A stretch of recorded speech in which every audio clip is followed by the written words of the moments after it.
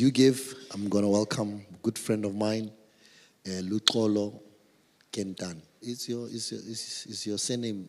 I'm saying it right, ne? Yes, you know, because we call each other with nicknames. Sometimes you don't. You know, men are very weird. We can be friends for a year. You don't know someone's surname, and we are cool. Like we are really, really. But at least I got it right. Lux, he studied his theology at Oxford University. Come on, yeah. He did some apologetics there in London, and the series we are on is a bit of a tricky one. If you have not opened their books, so when I told him I'm a bit tired, he said, "No, I'll stand in for you," and he's a good friend of mine. He's one of the guys who, when we meet, he doesn't ask me about the church. He doesn't ask me about the numbers of people in the church. He doesn't ask me about Musa worship. He doesn't ask me about all these things. He asks me, "How are you doing? How is your wife doing? How are the kids doing? And how can I serve you? How can I serve you?" And man, find yourself a friend who can ask you, "How can I serve you?" Such a blessing to me and my wife.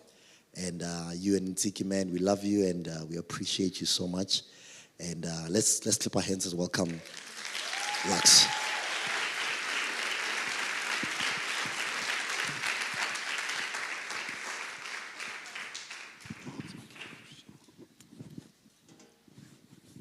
Well, good morning, Moso Church. You know, this time is a problem. There's a time here in front of me. They were meant to give me some more time because we're going to get to work. Say we're going to get to work. Well, it's such a privilege and an honor for me to be with you this morning, to be able to do one of my favorite things, which is to open up the scriptures. We love this church, and so many of you are dear friends to us. We love your pastors. My wife always says, we love them. My wife says, you love them a little bit too much, which is a nice problem, eh? And she says, no, you're a bit biased when it comes to Tato Nogogetso. And I don't know how or why, but God's connected our hearts. And we love what God is doing through them in this ministry. We love and we honor you guys. And it's a privilege to do some kingdom work together. Amen? Are you enjoying the series, You Are a Theologian? It's been such an incredible series that also I've been following online. And this morning we get to continue with the series, You Are a Theologian. Now, I don't know in your world, but in my world, I see so much distraction. I see so much hurt. I don't know if you ever turned on the news. Mostly what makes the news is always all the things that are wrong in the world. I don't know if you ever spoke to a friend and you realized that half of the conversation, you're always speaking about all the bad things that are happening in your life. All the bad things that are happening in the world. We are living in such a terrible, dark world that speaking about anything that is good actually doesn't help. Because how can you speak about things that are good in a world where people are hurting? In a world where people are depressed? In a world where people are sick? In a world where there is so many issues? We live in a world where there is darkness, there is hurt, and there is pain. In the early 20th century, a British newspaper called The Times posed the question to prominent writers and thinkers at the time, and they asked one question: what is wrong with the world? G.K. Chesterton, a prominent theologian, writer, and journalist at the time, did not respond with an essay of what is wrong, did not respond with social commentary about what is wrong, but he responded by saying, I am. G.K. Chesterton said, in a world filled with darkness and destruction, what is wrong with the world is not everything that is out there, but everything that is in here. And that's why this morning I want us to explore and to talk about the problem beneath all of the other problems. That's the title of my talk, the problem beneath all other problems. You see, the issue at the root of all the brokenness in the world isn't things that are political, isn't things that are psychological, isn't things that are social, isn't things that are structural or systematic. The issue at the root of the brokenness in the world is spiritual. It's not just out there in the systems. It's not just out there in our politics. It's not just out there in the world. It's not just out there with all the people that have all of the power. It's not just out there in the world. It is actually in here, in us, in each and every one of us. The Bible calls it three-letter word, sin. The Bible calls it sin. Sin is not a comfortable word. It's not a word that you throw around very easily. It's not a word that you would use in a polite conversation. But our discomfort does not make it any less real. And until we face it, we will keep trying to solve the symptoms without ever treating the root cause. So today I want us to dig deep into the doctrine of sin, understanding what sin is. And so today I want to ask three questions. And if you would allow me for me to ask them and hopefully for me to answer them for you. The first question is, what is wrong with the world? The second question is, why can't we fix ourselves? And the last is, what has God done about it? Are we alive? The first question is, what is wrong with the world? The second question is, why can't we fix ourselves? And the last one is, what has God done about it? Why? Because if we misunderstand the problem of the world, if we misunderstand the problems of all the things that are happening out there, if we misunderstand the problem, we will always misapply the solution. And so that's why this morning I want us to explore and speak about sin and its power. This subject is important because if we do not understand the true nature of what is wrong with the world, if we do not understand the true nature of what is wrong within us, then every attempt to fix things will always fall short. We will always treat the symptoms. We will always treat the fruit and not the causes. Why? Because sin is the underlying condition behind every fracture, behind every brokenness, behind everything that is wrong in your life and in the world. And if you want to see real change, if you want to see real transformation, if you want to see real transformation and change, we need to start with the truth of understanding what is sin. So let's ask and answer the first question. What is wrong with the world? In the beginning, if you open up the book of Genesis, you would find that there was goodness. Every time God created something, God would call it good. Creation wasn't just functional, it was beautiful. What God created didn't just work, it was beautiful, it was vibrant, and it was full of harmony. And at the center of it all, He made humanity, male and female. The Bible introduces them as Adam and Eve, made in the image of God, not accidents of biology, of circumstance, but they were handcrafted beings designed for communion with God, with their Creator, and with one another. Adam and Eve walked with God in the cool of the day and in the cool of the night. There was no guilt, there was no shame, there was no fear. All there was freedom and real freedom. Not the freedom to do whatever they wanted, but the freedom to live truly in the truth of who God is and who they were made to be. The garden was more than just a paradise, a nice place. It was a temple, a sacred place where heaven and earth overlapped. And humanity between heaven and earth was right in between. They were in the presence of holiness, a presence of full harmony. But at the center of that garden, after God had created all of this goodness, and after God had created them and gave them some instructions of taking care of it and naming all of the animals, God places a tree. And He places this tree and He calls this tree the knowledge of good and evil. This tree was not necessarily a trap because He told them, do whatever you do, do not eat the fruit from this tree. God places the tree. And this tree wasn't a trap, but this tree was a test of their trust and their faith.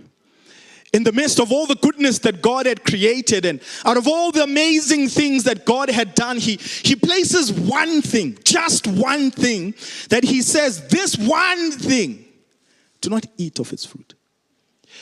But God had created so many other things. He had created so much great vegetation. They had enough food for years to come.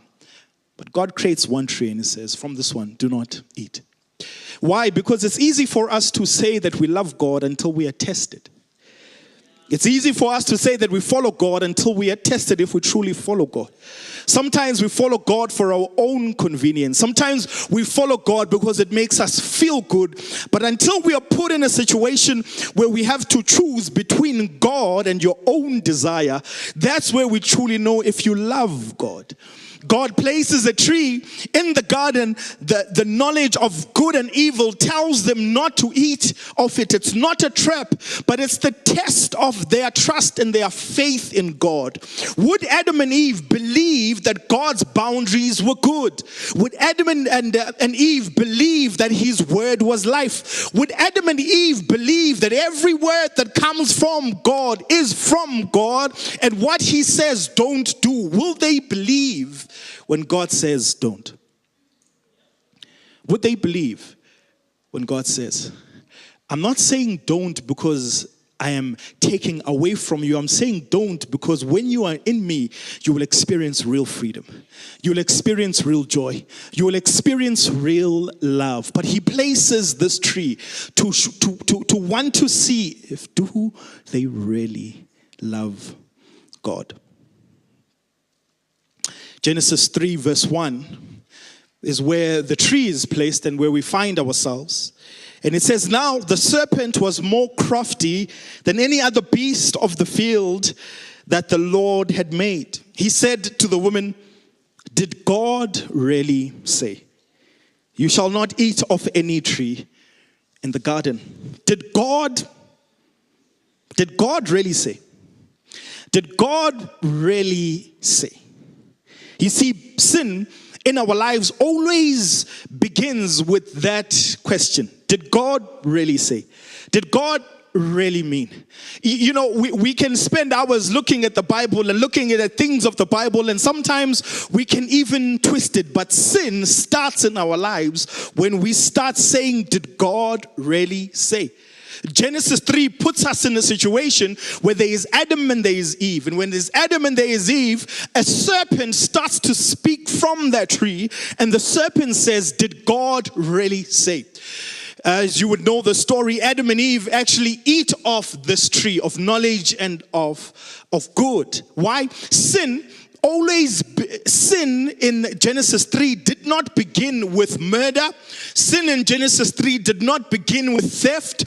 Sin in Genesis 3 did not begin with violence. But sin in the beginning started with the choice to trust self over God. Sin did not begin with murder. It didn't begin with things going wrong, but it began with a simple choice that somebody made, that right now in this situation, I'm going to choose myself over God. Right now in this situation, I won't put God in his rightful place, but I will put myself in the position of God. Sin starts when you start to de-God God of his power and say that you are all worthy, you are all knowing, and that you know what's best for yourself. Adam and Eve put themselves in a position and in the place of God and took God out of their throne, and it all started not with murder, not with violence, not with theft, but it started with a simple choice.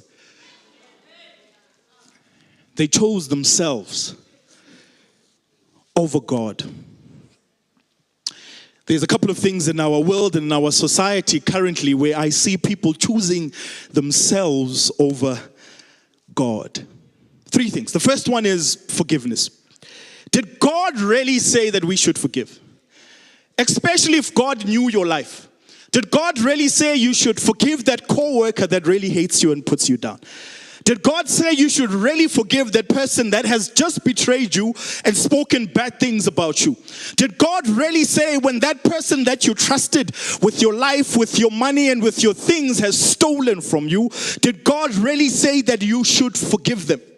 Sometimes when people do us wrong, when people think wrong of us, and people speak bad about us, the first and natural reaction is to shut them out, to cancel them and block them. And then we start questioning and asking if forgiveness is really a thing that I can do.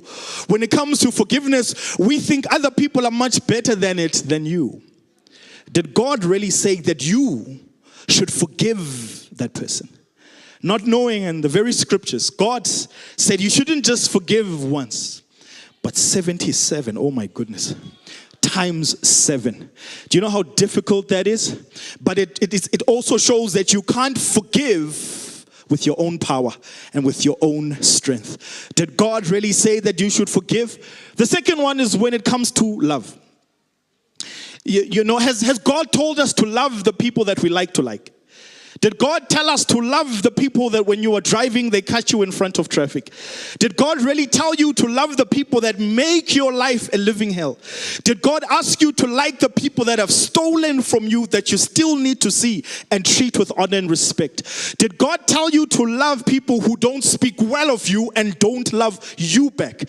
Has God told you to love the people that don't like you, speak bad behind your back, in front of you, they say all of the nice things? Has God said that you should love?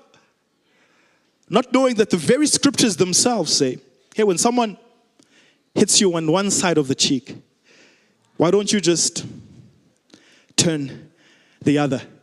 In a world where we cancel, in a world where we block, in a world where we discredit people, God still tells us to love them. To love them like they've never done it to you before, to love them like they've never hurt you, and to love them with a sincerity that comes from Christ. I think, forgiveness is one, love is another. Isn't sex another one? Did God really say, Yeah.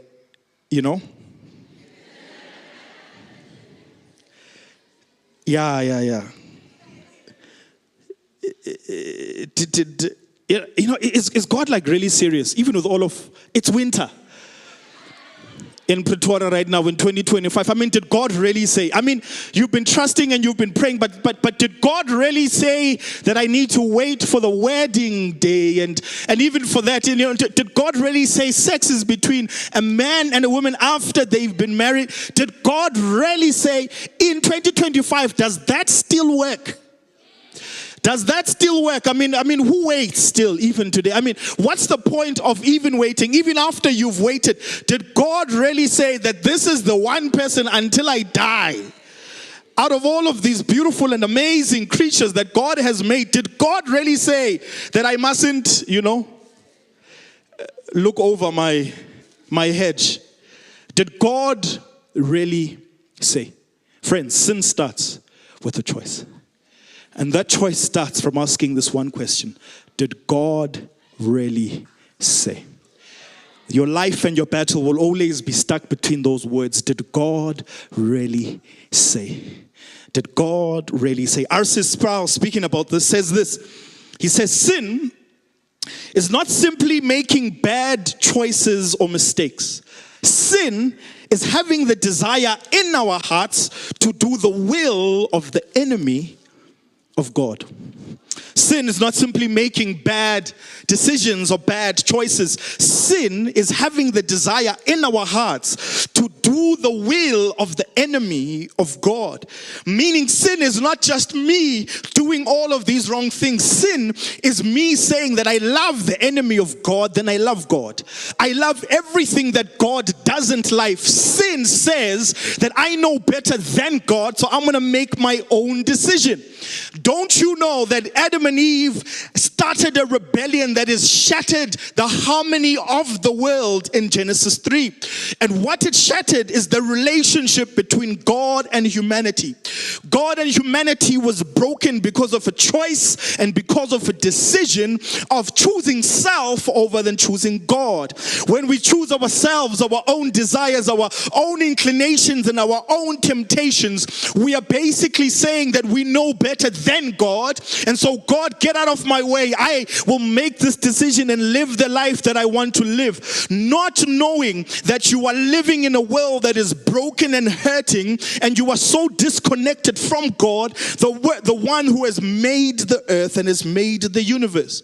And because of what Adam and Eve did, the ground was cursed and death entered the world. From that one tree where Adam and Eve were, where they ate of that forbidden tree, a poison began to flow through every human heart.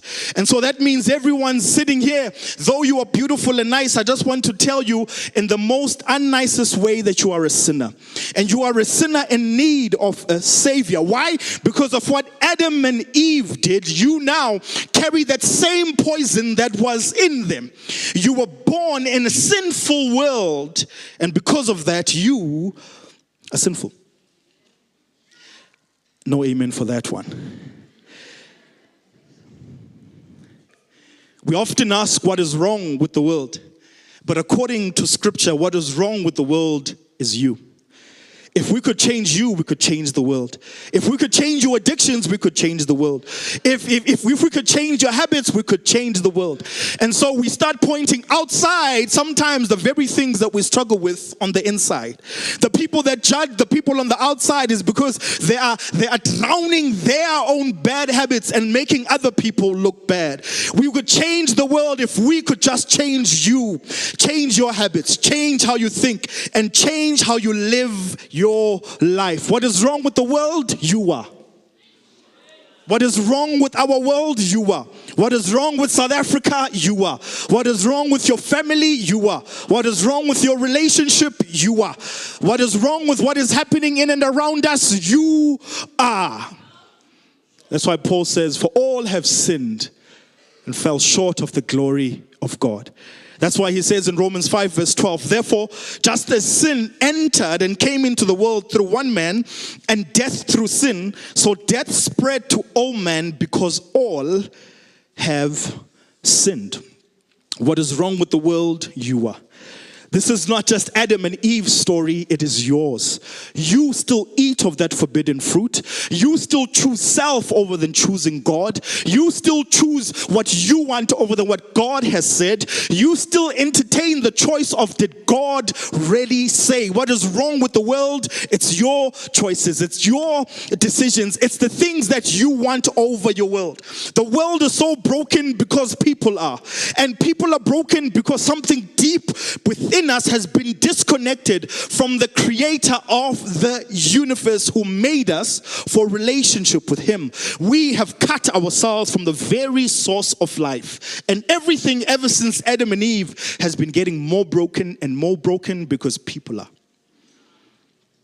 You see, that first tree wasn't just a scene of a mistake. It was a site of rebellion. It was an army saying, we will choose ourselves over than choosing God. What is wrong with the world? We are. Second question is, why can't we fix ourselves? Second question is, why can't we fix ourselves? After Adam and Eve disappointed God, their first instinct was not confession, but their first instinct was to cover up what they did. In Genesis 3, it says they sewed these fig leaves together and made cloths for themselves. And when God came near to Adam and to Eve and asking for them, they hid themselves from the presence of God.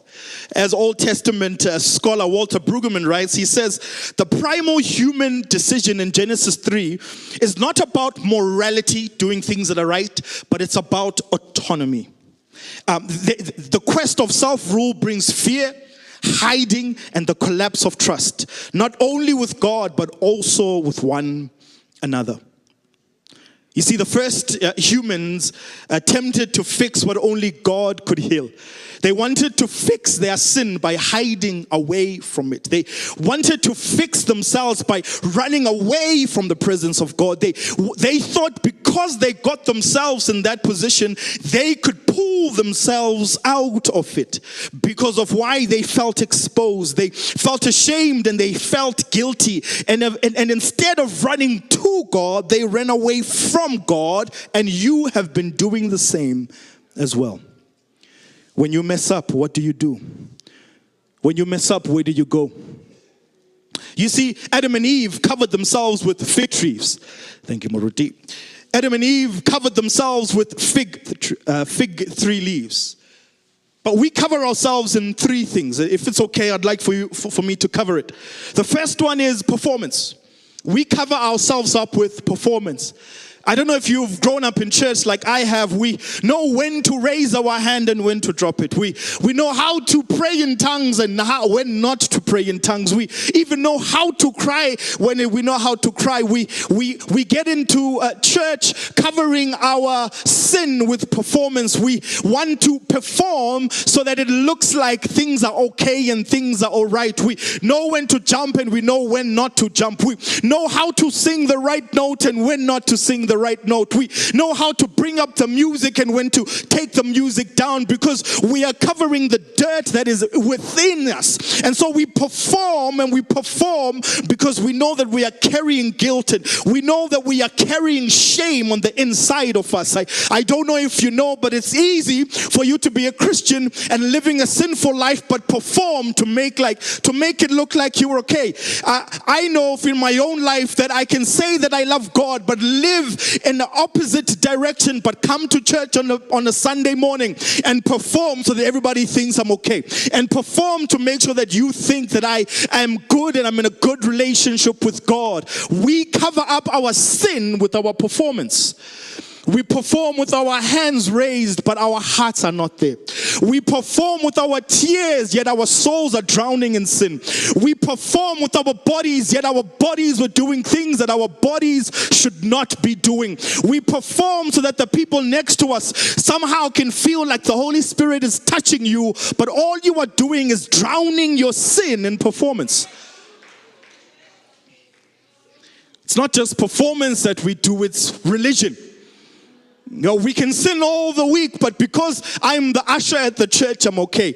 No. I can sin the whole week, but because I give to the church, surely God will forgive me. I can sin the whole week and live a life of sin, but as long as I'm doing all of the right things in church and the people of God think I'm okay, and I know that the pastor likes me, and I know that the leaders think that I am good because I rock up at 6 a.m. at Muso Church every single Sunday, surely I'm okay. We use religion. We use religious things to make it look like I'm okay. I can play in the band, but last night I was doing things I shouldn't be doing. I can join the worship team, and I'm here every single Sunday, but my heart does not even worship God. I know how to sing all the right songs. I know how to play all the right songs. I know when to jump and what to do with all of my body, but all I'm doing is drowning my sin with religion. All I am doing is drowning myself and drowning the guilt with religion. I can rock up at church every single Sunday, but every single Monday my heart is far from what I even heard today. We can use religion. We can come here every single Sunday, think we are in good standing with God, but our heart is nowhere to be found in His hands. We use religion to drown out our sin. And we think just because I'm coming here, surely God must like me because I could be anywhere else. We don't just use performance. We don't just use religion. We also use reputation. No. I can't come to the front and ask for prayer because I'm so worried about what you all will think about me. No, I can't find true deliverance and true joy in God because I'm so worried that other people will think that I'm not a good Christian. I know that I can preach all of these right sermons. I know that I can say all these nice things in nice English, but I can't bring myself down to my knees because I'm so worried that you will start judging me. That how can I be living a sinful life? How can I be doing the things that I am doing? And so we drown our guilt with reputation. My neighbor can't know that I'm struggling with addiction. My neighbor can't know that I treat my neighbors wrong. The people in church must not know that I am living a life that is so far from Him because I'm so worried about what you will think. Soon we realize that our lives are not an act of worship to God, but all I want to do is to make sure that you like me. We live a world where our Christianity is less about following God, but making other Christians think that we follow God. We cover ourselves. with performance, with religion, and with reputation. Adam and Eve covered themselves with fig 3 leaves. The great African theologian Augustine of Hippo says this, says, man is so corrupt that he cannot even will to be healed without the grace of God. Meaning, if our situation is so dire, and we don't just do bad things, but we are bad people. And because when we do bad things, because we are bad people, and we cover up ourselves with performance, with religion, and with reputation, we need something a lot more stronger to change us, because surely we can't change ourselves. We need something that performance can't do, because we've tried it and it's not working. We've lived in cycles of addiction, lived in cycles of pain, and lived in cycles of trauma. We've used every single excuse there was to live in the situation that you were in. And so that means you need something a lot more powerful to take you out. You need a hand that is not from you to take it out. I know that you've tried all the right books, and I know that you've listened to all the nice podcasts, and I know that you've gone to all the nicest places to get help, but you need something and someone else to take you out of your state of sin and your state of darkness. You see, sin doesn't just lead us to do wrong, but it keeps us from admitting it. The power of sin is this. Sin in of itself makes you to continue to sin. Because then you realize, I've gone so far and I've done so much. Surely I can't get out of this situation. And the issue about starting to sin is that what makes it hard is for you to admit that what you are doing is wrong. Because the sin in of itself is so nice. And so what then happens is that you just continue to sin, and you continue making a choice to choose self over God. And when you start to choose self over God, you then start to entertain the thoughts that surely I cannot get out of this because this hole is a bit too deep. Sin doesn't just lead you to do wrong things, but it makes it hard for you to admit it. That's what we find with Adam and with Eve. They ran away and they decided they are going to cover up their sin by running away from God. Friends, we can't fix ourselves because the problem isn't a surface level problem. The problem is a skin deep problem. The problem is a deep problem. This problem is a soul problem. And the deeper the wound, the more we need something a lot more stronger to heal, to help us heal. The more we need something a lot more wiser to help us heal. The more we need something a lot more loving to help us heal. Because the wound of sin is not skin deep, it is soul deep. And the deeper the wound, we need something a lot more stronger. We need something a lot more powerful. We need something better than good advice. We need something better than just nice little sermons. We need something better than Instagram, TikToks that come from Christians. We need something a lot more stronger. We need God himself to step in because we got ourselves in the situation. We don't need good advice. No, we don't need nice songs. No, we need God to be God in our lives because the situation is too dire. You've tried it by yourself and you got yourself in a position of sin, and so you can't get yourself out of it. I know that you've tried and it hasn't happened. I know that you thought this was the last time and it happened again. I know you thought that by 2025 this would not be the situation, but you find yourself in it. And so what you need is to allow God to be God in your life. You need God to help you remove the sin. You need God to help you take you out of the deep miry clay. You need God to do it. Here's the thing. You can't fix yourself. Only God can. You can't do it by yourself. You need God to help you do it. Why? Because what you are doing is not just bad things. You have broken your relationship with the creator of the universe and the world. And so God decides that humanity, for all of their lives, have been trying to do this by themselves. We continue to hide our sin. We continue to take our wrong stuff that we do and put it deep in the corner and we suppress it. And so God decides, I'm going to come down as Jesus. And when he comes down as Jesus, he then shows us that you can live a life full of purity. He shows us you can live a life still full of joy. He shows us that you can go through trouble and still keep your faith. He shows us that you can still treat people with dignity. He comes and he lives the life that we should have lived. He comes and he lives the life that we should have lived. He comes and lives the life that we should have lived. Showing us that it's possible. Showing us that hope is not lost. Showing us that hope is found and only found in him. Showing us that hope is only found and found in him. Jesus shows us that you can live a life full of purity. Jesus shows us that you can live a life full of honor.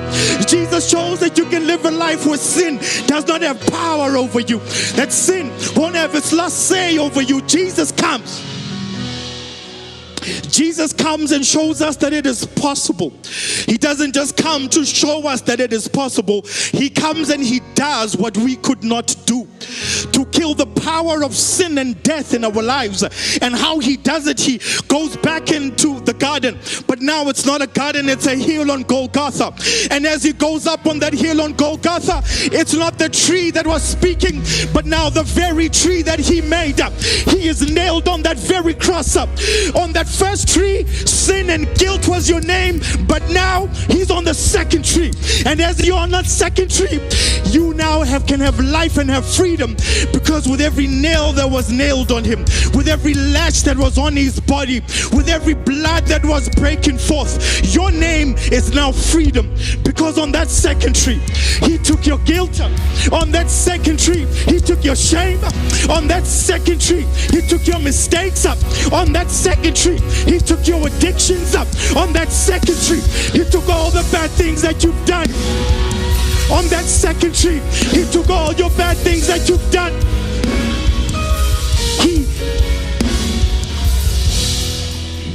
Adam and Eve covered their sin. Jesus is stripped naked. And now he is covered with me and your sin. And as he's covered with my sin and yours, it is now finished. On that second tree, Jesus is now covered with my addictions. Jesus is covered now with my sin. Jesus is now covered with all of my past, my current, and my future. So my name now can be different. My story now can be different. My future now can be different. Because what Satan did, now God has redeemed. I can live life full of freedom. I can live life full of freedom. I can live life free of sin. I can live life free of addiction.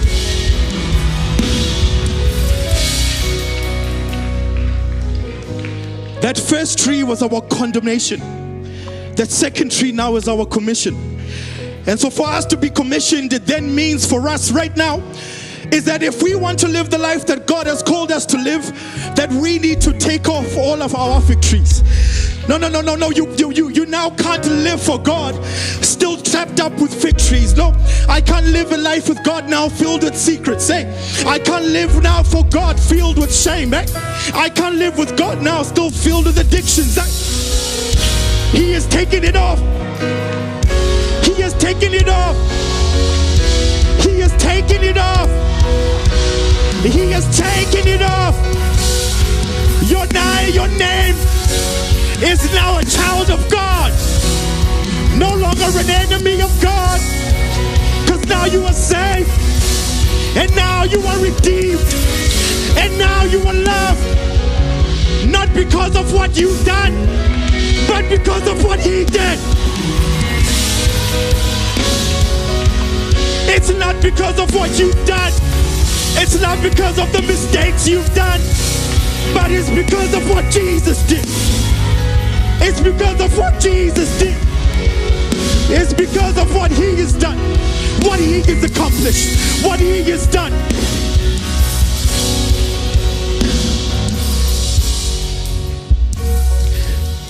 Jesus dies on the cross in spite of us. in spite of all of my bad decisions.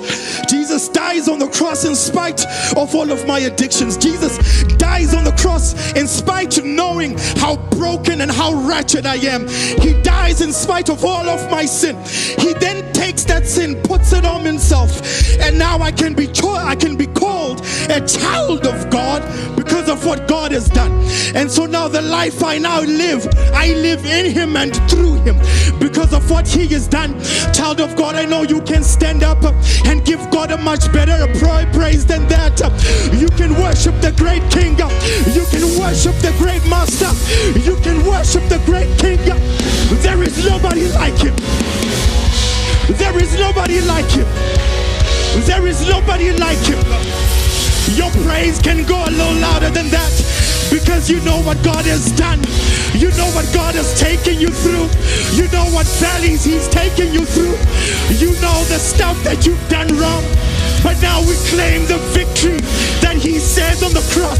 We claim it as ours. Now I'm a child of God. I am loved by God. I'm no longer an enemy of God, because he took all of my shame, took all of my guilt, took all of my pain, put it on him, and said it is finished, and said it is finished, and said it is finished.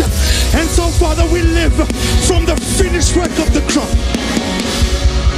We put ourselves under you, knowing that it is done, knowing that it is done. The sin that has entered the world has now gone. All I need to do is live under his power, live under his authority. Hey, addiction won't have its last name on you. Hey, hey, hey, hey, hey. Bad addictions won't have its last name on you. Hey, those bad habits won't have its last name on you. Jesus says, now you are a child of God.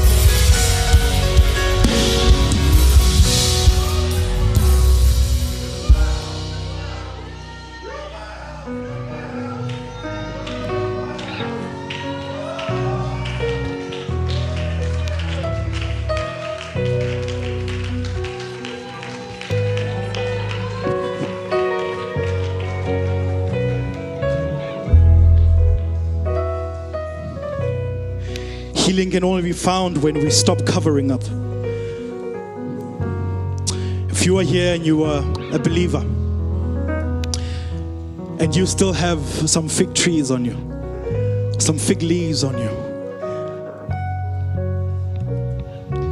if you still have some crippling addictions, if you still consistently and continually make mistakes and you don't know why, and you said this was the last time, if you still find yourself in places you shouldn't be because it's more comfortable for you, but you still come to church, if you've got some stuff in your heart and you still have some dirt in your life right now and you still want God to touch you and to heal you, if that is you and you are a believer, come to the front right now.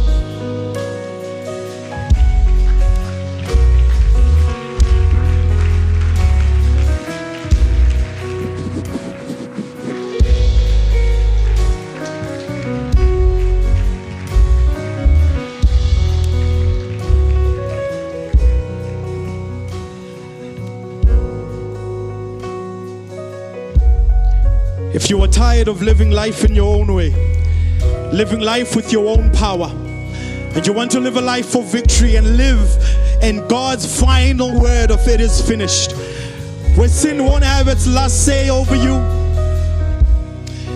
where addiction won't have its last say over you, but you know that you've been carrying some guilt and some shame. You've been carrying some guilt and some shame. If that is you, maybe you could just open up your arms.